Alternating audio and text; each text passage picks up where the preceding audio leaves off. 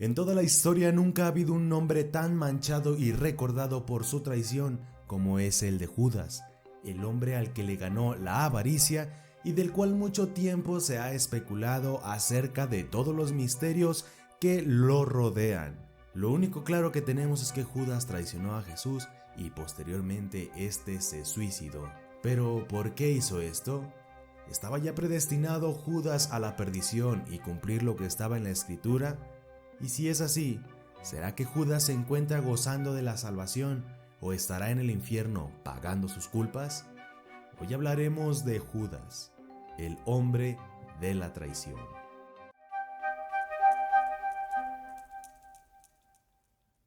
La primera vez que se habla de Judas en los evangelios es respecto al llamado que Jesús le hace a sus 12 colaboradores más cercanos que él mismo elige. Entre ellos se encontraba Judas Iscariote, hombre que a lo que podemos leer en los evangelios cumplía con el rol de tesorero en el grupo de seguidores de Jesús, y donde se nos narra también que era ratero y codicioso. Judas siguió a su maestro durante su predicación por Palestina, y según los evangelios fue el traidor que reveló a los miembros del Sanedrín el lugar donde podían prender a su maestro sin que sus seguidores interfiriesen, tal como el propio Jesús lo había profetizado en la última y santa cena. Por su traición, Judas fue recompensado con 30 monedas de plata a cambio de que les entregara a Jesús para poder ser juzgado.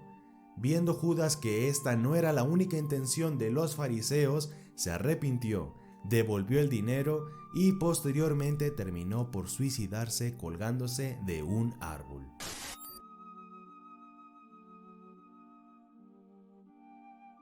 La palabra Iscariote fue estudiada por filólogos y la mayoría piensa que significa hombre de Keriot. Nos da información sobre los orígenes del personaje de Judas. Keriot o Keriot era un pueblo en el sur de Judea. Curiosamente, si la hipótesis es correcta, Judas sería el único apóstol que no provendría de Galilea, una zona más sencilla y menos avanzada que Judea. Otra palabra de la denominación Iscariote es que es un derivado que proviene del griego sicarios, que quiere decir asesinos. Esta palabra se solía utilizar en el tiempo de Jesús para denominar a las personas que estaban en contra de la dominación romana con la guerrilla.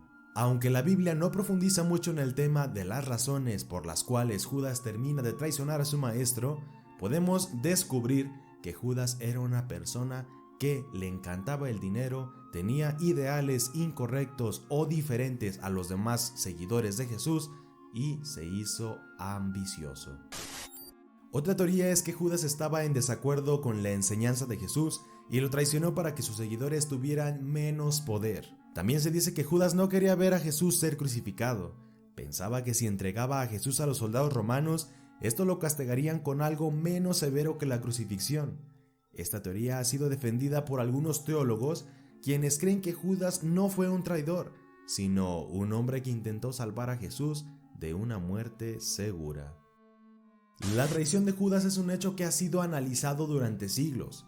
Muchas personas ven a Judas como un traidor, pero muchas otras ven a Judas como un salvador de Jesús, a quien no quería ver con un final trágico, algo que obviamente no logró. Sea como fuere, la traición de Judas ha sido uno de los aspectos y los puntos más importantes de la historia y que dieron un rumbo significativo para la humanidad. Ahora bien, intentemos analizar las actitudes y los motivos que tal vez llevaron a Judas a su traición según lo que tenemos escrito en la Biblia. Entonces María, tomando una libra de perfume de nardo puro que costaba mucho, ungió los pies de Jesús y se los secó con los cabellos, y la casa se llenó con la fragancia del perfume. Y Judas Iscariote, uno de sus discípulos, el que lo iba a entregar, dijo: ¿por qué no se vendió este perfume por 300 denarios y se le dio a los pobres? En este pasaje del Evangelio se nos narra también que Judas en realidad no estaba pensando en que se le diera ese dinero a los pobres, sino que más bien quería quedarse con el dinero, pues como ya lo recalcamos, Judas se encargaba de la tesorería del grupo, demostrando una vez más su avaricia. Más adelante de la escritura se nos narra lo siguiente: habiendo dicho Jesús esto, se angustió en espíritu y testificó y dijo: en verdad os digo que uno de vosotros me entregará. Jesús claramente sabe que Judas es el traidor, pero esto no lo hace usando su divinidad, sino que lo hace como parte de la humanidad que cada uno de nosotros tenemos para intuir las cosas. Él ya veía ciertas actitudes en Judas que sabía que lo llevarían a lograr su traición.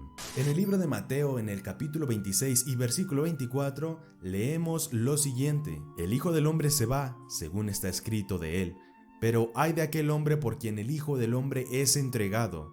Mejor le fuera a ese hombre no haber nacido. Jesús en este momento hace una de las afirmaciones más fuertes para quien lo fuere a entregar, y ya sabemos cuál fue ese trágico final. Por último, podemos analizar esta parte de la escritura que hace referencia a Judas.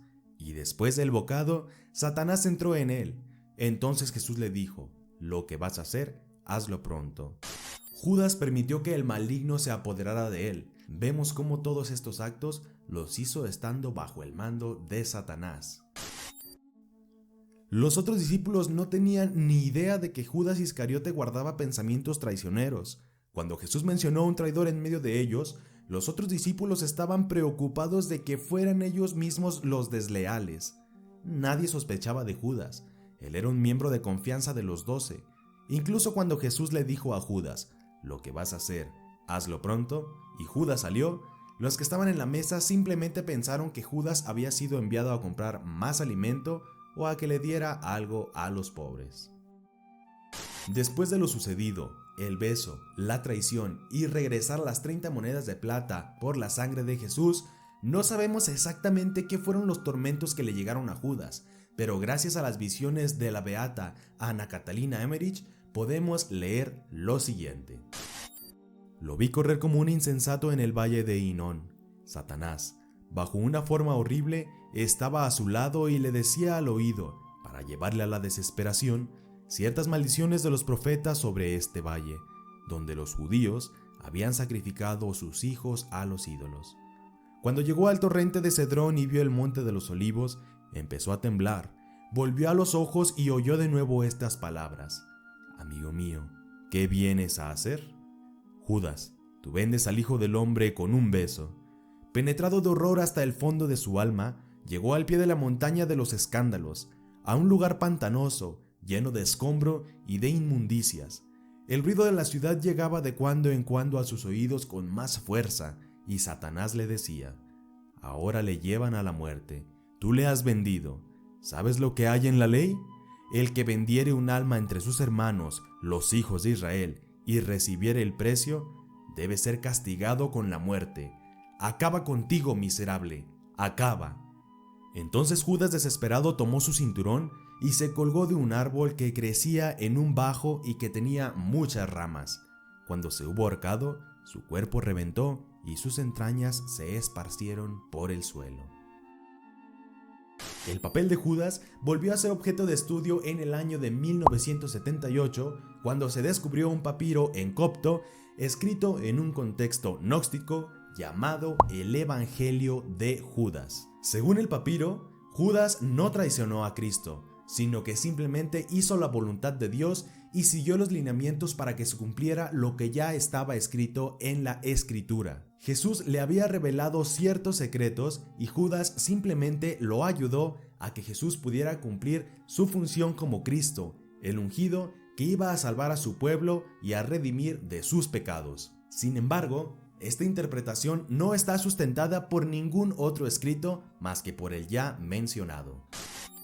Se considera que fue escrito en el siglo II por cristianos y no por el propio Judas Iscariote. A través de 16 capítulos se narran las enseñanzas de Jesús acerca del tema espiritual. Judas es el único de los discípulos de Jesús que realmente entiende estas palabras y debido a eso solo él comprendió el verdadero evangelio de Jesús. La autoría de este texto se le atribuye a ciertas sectas que ya se presentaban desde la iglesia primitiva. Estas sectas hacían este tipo de textos para poder fundamentar sus ideas que eran contrarias o diferentes a las que ya se tenían planeadas, tales como la secta de los cainitas. No conocemos mucho acerca de esta secta, sin embargo sabemos que sí existió, basándonos en el escrito de Irineo, que fue publicado contra las herejías y data del año del 180 después de Cristo. No sabemos si eran un grupo independiente o formaba parte de las sectas de los gnósticos. Pero ahora, dejando de lado todos los datos que ya hemos analizado sobre la traición de Judas, vamos a señalar las dos cuestiones más importantes que quiero abordar de este tema. ¿Judas estaba predestinado a cumplir la escritura y traicionar a Jesús? El conocimiento anticipado no demanda predestinación. Jesús supo anticipadamente que Judas lo traicionaría al ejercer su libre albedrío. Por ende, estos personajes reflejan la presencia del cielo, no una acción predeterminada sobre la cual el traidor no tuviera control.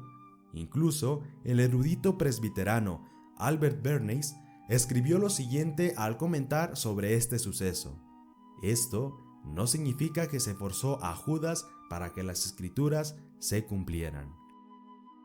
La justificación que escuchamos frecuentemente de "no pude evitarlo, sino que estaba predestinado" es una de las afirmaciones más falsas que puede haber, pero que lamentablemente es de las más aceptadas actualmente en el mundo para evadir la responsabilidad personal de cada uno de nuestros actos. Algunas personas sugieren que Judas fue un títere impotente que no pudo resistirse a la invasión de Satanás, pero esto es completamente falso.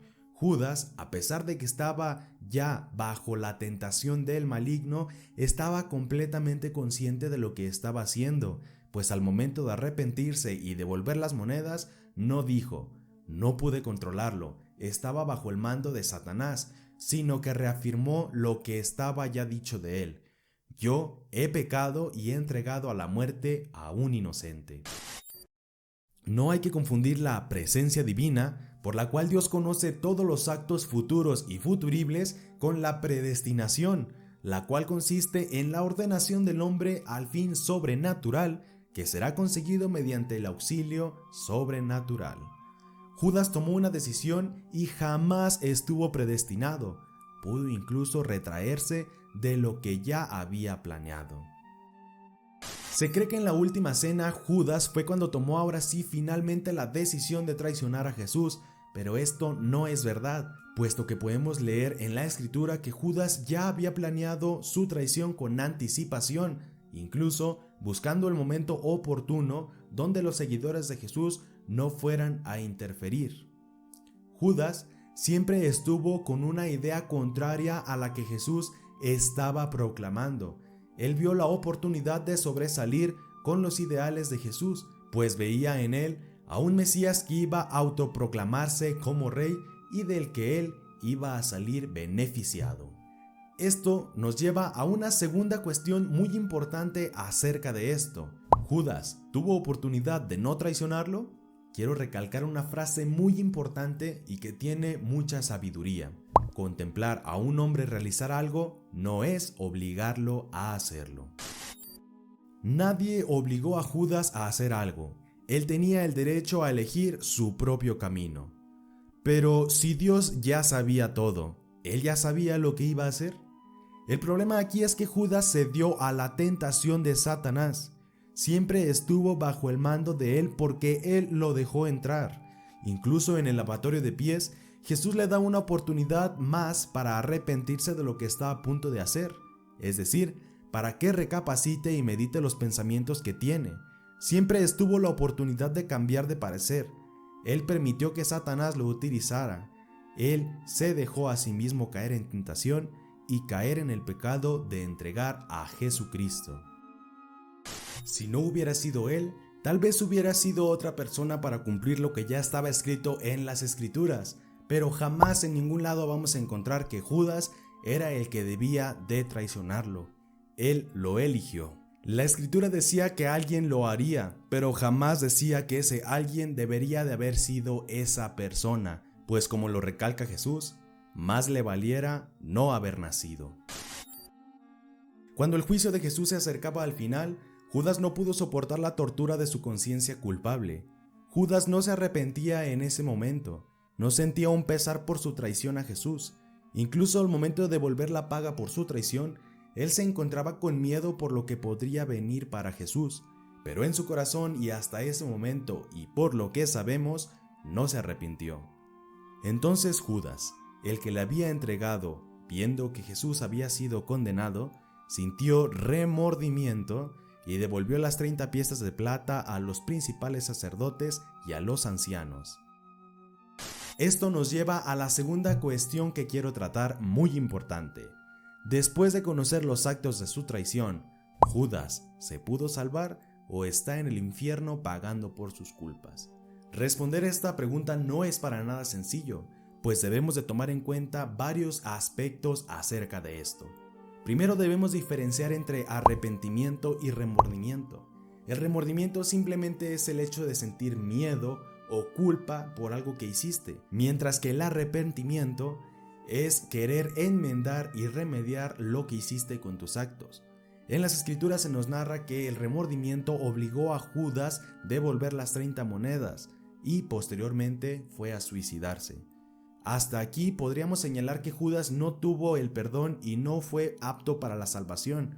Sin embargo, nunca vamos a conocer sus últimos pensamientos hasta el último suspiro antes de suicidarse.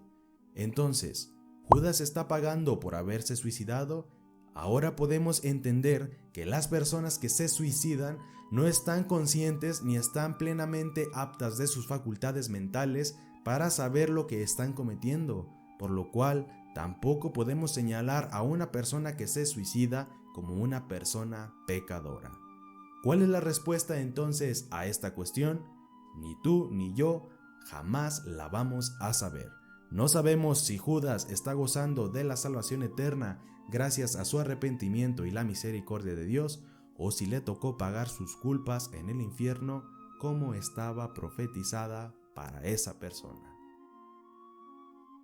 Si te gustó el video, no olvides compartir, suscribirte y dejar tu like. Recuerda activar la campanita de las notificaciones para no perderte ninguno de los videos. Hasta la próxima.